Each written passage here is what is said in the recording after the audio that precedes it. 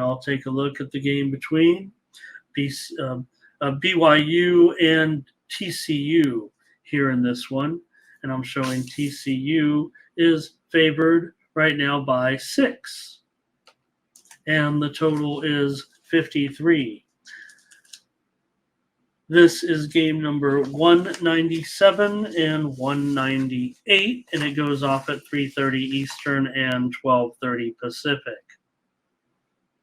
This one opened at -5, and it has currently been bet up to -6. And the total here opened 57.5 when we were on that opening line show, and it's been bet all the way down to 53. This might be an awkward time for. I'll wait on it. I got some news coming in, or not coming in, but I wanted to discuss. But I'm going to wait. I'll wait for another game or two where maybe it's more pertinent. But here for TCU, they lost to Iowa State last week, 27-14. That's bad news. When you're struggling right now. Well, not struggling, but you're not the same TCU as last year. But they had 4 interceptions. They basically were outscored at one point 20-0, and now last 2 games TCU's kind of been run over here a little bit, and why they're laying points to BYU, I'm not necessarily even sure at this point. TCU's offense is definitely struggling. BYU, they can't run, so maybe that's part of the problem, but it does hurt the offense as well. But I mean, they're like one of the worst teams in the country when it comes to running the football. Hasn't really resulted necessarily in super high scoring tilts, and look at how this total has gone down. I mean, I feel like this is a sharp total here necessarily, because I like the under. I'm sure BYU can take this with getting the points here. I might even be on a premium here. Let me give out the under here as my play on the show. I definitely like the under here in this game with BYU and TCU. I don't see this getting anywhere. This game's got to be in the high 40s. I would think, maybe mid to high 40s. It feels like more to me. So, because BYU, I mean, they do only pass. I get that, but their offense does seem ineffective at this point. They're getting intercepted. So TCU getting intercepted, I mean, but BYU can't run. They make it clear. BYU is only throwing. TCU's getting intercepted. But I want under in this game. We'll follow that move, right? To me, is what it looks like. This move, it did go down to 52.5 and came back up to 53, but there's no doubt this is off the high opener of 57.5 that we saw open at Circa on Sunday. So let me see if they're, yeah. All right. So let's do that. I really do like the under in this game. Feels like almost premium. That look, I know that if you look at the numbers, maybe it's going to point to the over. I'm on the under here. BYU and TCU. Kansas and Oklahoma State is my next game that I'm going to look at here with Kansas, a 3-point favorite currently, and the total at 57. This game is also at 3:30 Eastern and 12:30 Pacific. In this one, Oklahoma State, look, the lot of momentum right now. I think looked good. Of course, they were playing that night game against Kansas State in that stadium that, I don't know, it's just not a different feel. We know that. They, of course, got the easy cover as well. They led 20-7 at halftime with those turnovers they got in the game as well. For Kansas, uh, man, they ran well, didn't they? I mean, we know we want to think of them as having good passers, but they were running all over Central Florida. They looked impressive as well in that game. So, um, still think it's going to be tough. This is a day game, and I just think that Oklahoma State is kind of getting things back together a little bit now. We know that Kansas has had, you know, not issues at quarterback. I think, both their quarterbacks are pretty decent here. And this is a home dominated series, no doubt about it. Let me see. It's 8-3 against the spread here in this series to the home team. And I've got to take Oklahoma State. I think they'll win.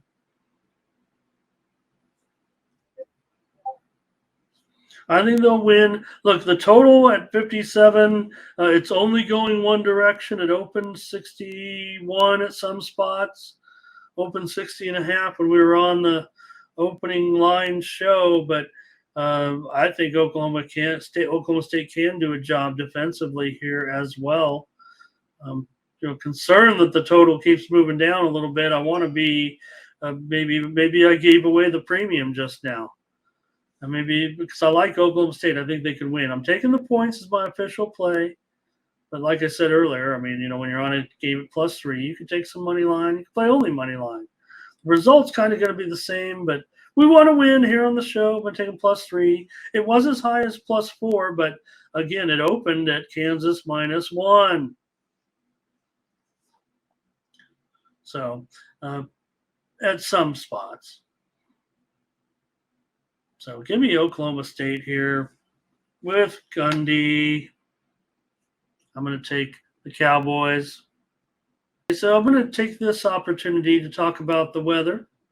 Not today, not here, where it's a lovely 66 degrees in Las Vegas this morning, but more so in the Midwest, where we saw yesterday around maybe 1 o'clock Eastern, totals start to get pounded for some of the Midwest games as the weather is expected to be a bit dicey in the upper Midwest on Saturday and a little bit of Sunday too. We actually saw the Browns total, I think, move lower as well.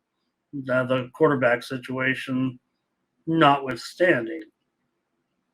However, many of the totals for the games on Saturday throughout the upper Midwest, the MAC totals, the Big Ten totals, kind of all got hit big time to the under.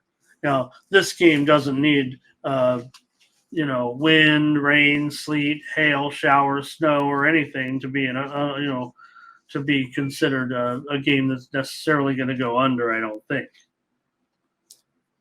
but I think it should, and we probably already missed out. This thing opened at circa 38.5. Some books went as high as 40.5. But that was crazy. Come on. There ain't going to be any scoring in this game, is there? At 35.5, maybe I can get a 36, but this is kind of where I'm headed with this game, I think, is going to be to the under. With Iowa and Wisconsin. Maybe I can't give it out as a premium anymore all the way down at 35.5. Maybe it's going to be 36. But I don't know, man. Wisconsin here, a 10-point favorite. I'm trying to find a way. I think I want to be on Wisconsin in this game.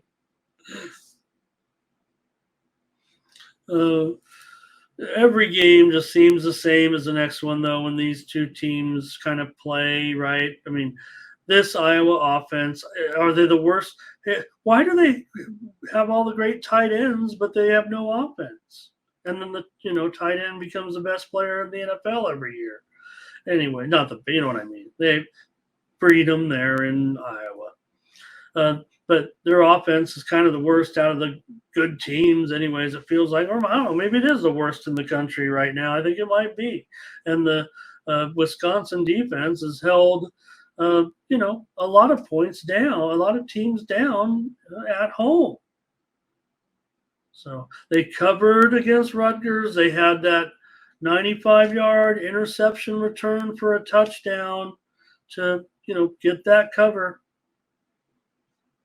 Now, this one could be just every inch of every mile. So it's going to be tough to lay 10 points, really. But the score, it feels like it's going to be 21-7 or something like, 21-10. 21-10. Feels like could be the score right there. But it could be 21-7, I know we've been wrong a little bit on making fun of these Big Ten games, but I'm not going over. I'm not going over in this game. Here is Thomas is on Iowa.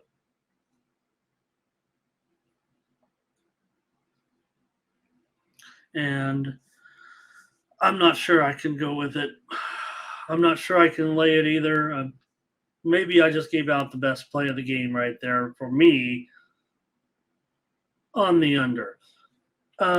Look, I probably have Wisconsin by, 2 touchdowns maybe here.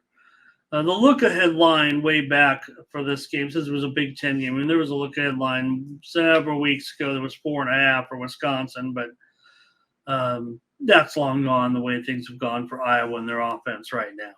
It opened 9, it's now 10, and I think Wisconsin can probably get there, but let's make it a double play. I'm going to start having these double plays here when I pick the side and the total, and that's what I'll do here because I got to thread the needle. The thread, how I always make everyone have their own, and I don't have my own nicknames, but this is what I'm going to have on some of these, a thread the needle special. When you have a game like this where it's a low total and big spread, because there's not much margin for error. So let me just give it out as a free double play and see if I can get it right. And to get it right here, 21-10 gets it done, 21-7 gets it done, 24-7, 24-10 even gets it done. So that's what I think the score is going to be. Unfortunately, if Iowa gets 14 points, I'm not going to be able to thread the needle, because then the Wisconsin's going to have at least 24, and that's going to be 38. So I need Wisconsin at really 10 points or less. Iowa at 10 points or less in this game. Seeing as that they can't score, 3 points, really. Anyways, we'll have time to make fun of them later, but I'm going to take the under here in this one, or Wisconsin and the under. Double play, thread the Ramon Scott, thread the needle, Big Ten special. These are the ones that Mindy and I always had fun with. All right. We're going to have fun with this one in my new home. Well, not in my new home necessarily, but in the Nevada UNLV game when they play for the Fremont Cannon. Apparently, I've been told. I'm familiar with all the perpetual trophies of the Mountain West Conference, so I know about the Fremont Cannon. And here you got UNLV as a 9-point favorite on the road. And the total, 52.5. I can read. This one opened 9.5, maybe went as high as 10, and also went down to as low as 8.5.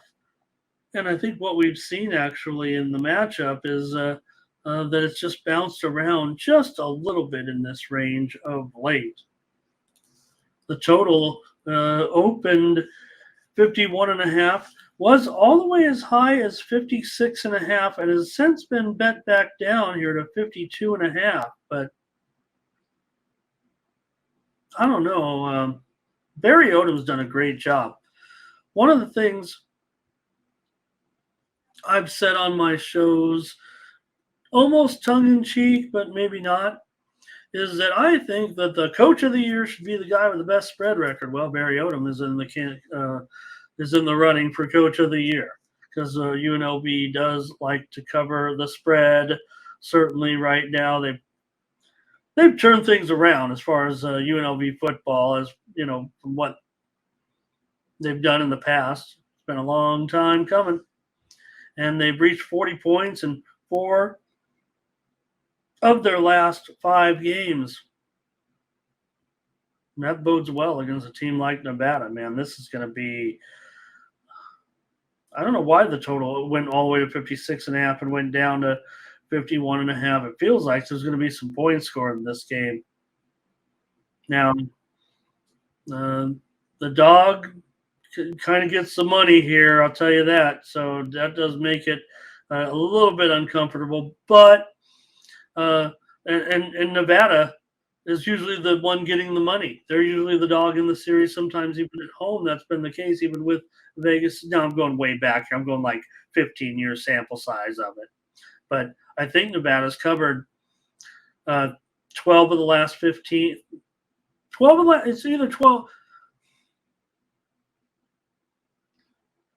13 of the last 16 meetings has been Nevada, but Vegas covered last season. Well, they covered the last time they were on the road here. They won it by 17 points. And the way Vegas is going, I mean, want to give Nevada a chance here, but man, it feels like Vegas to me can do it this time. This feels like Vegas really. You know, I'm a guy that in this type of series, usually I want the money. Usually want the points. But I don't know if I do this year. I think I want UNLV this time around.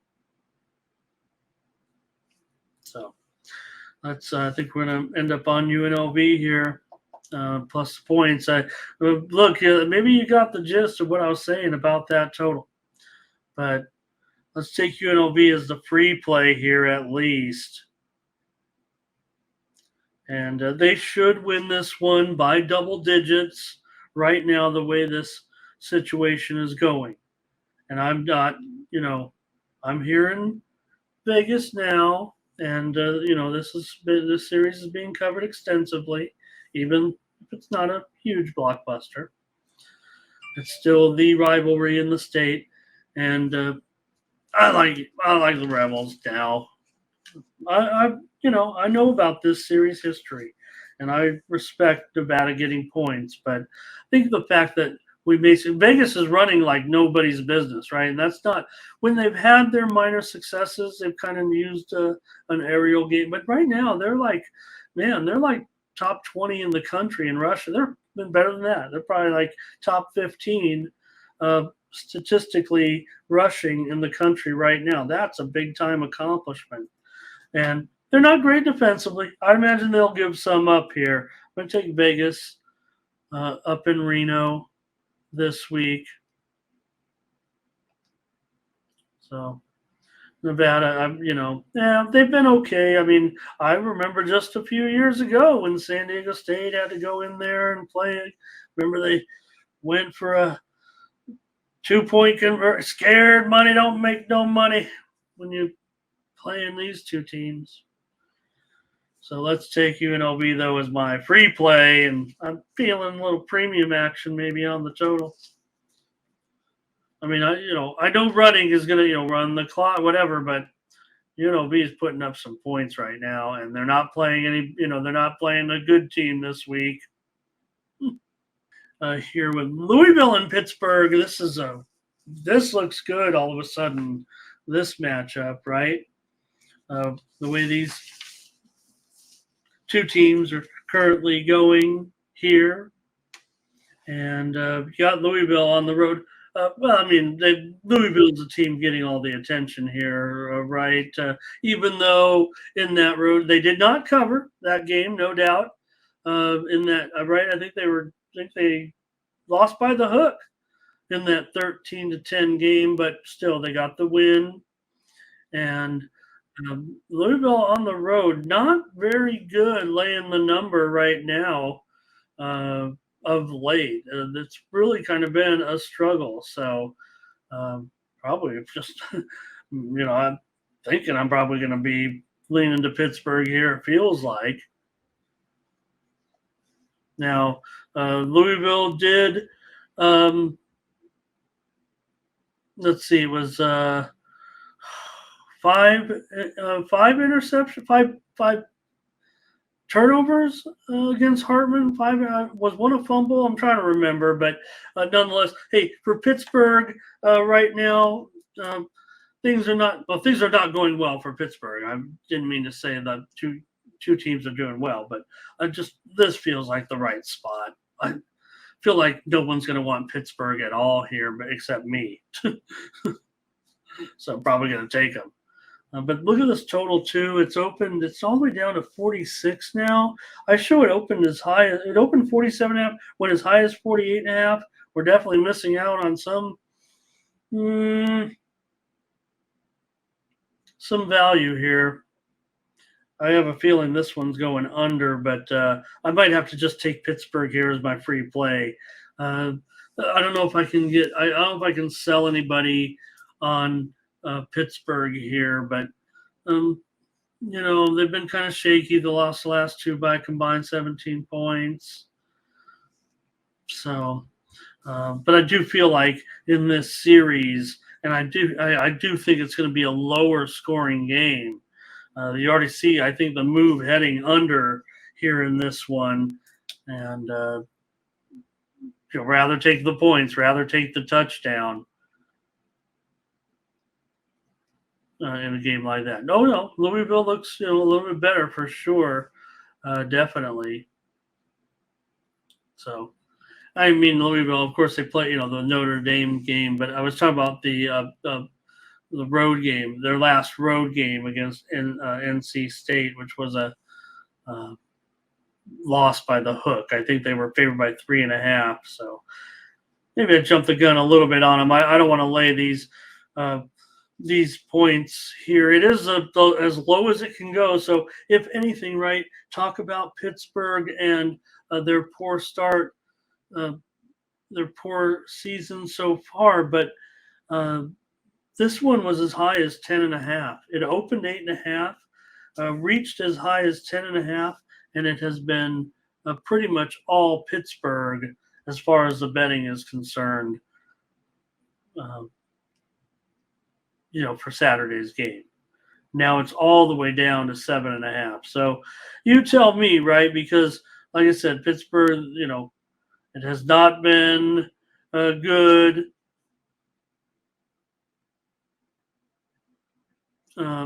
Thus far with a 1-4 record, basically, and I don't think it necessarily anything injury related. I mean, if anything, Pittsburgh does have, I would say the more clustered injury report.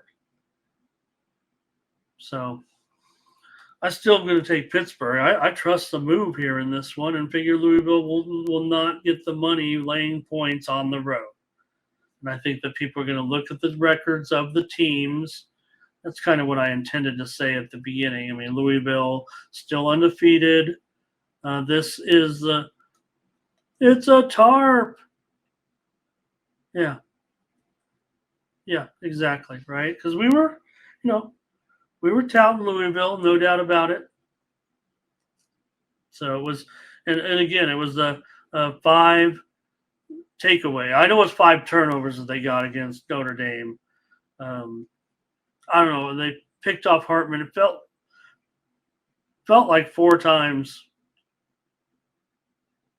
Maybe it was 3. Whatever. A great defense by Louisville in that one. I figure that will probably continue to see a good defensive game here. I expect. I think that's reflected in this total continuing to fall. I want Pittsburgh probably coming with a little premium action, as long as this total doesn't fall anymore, because it's been a one-way street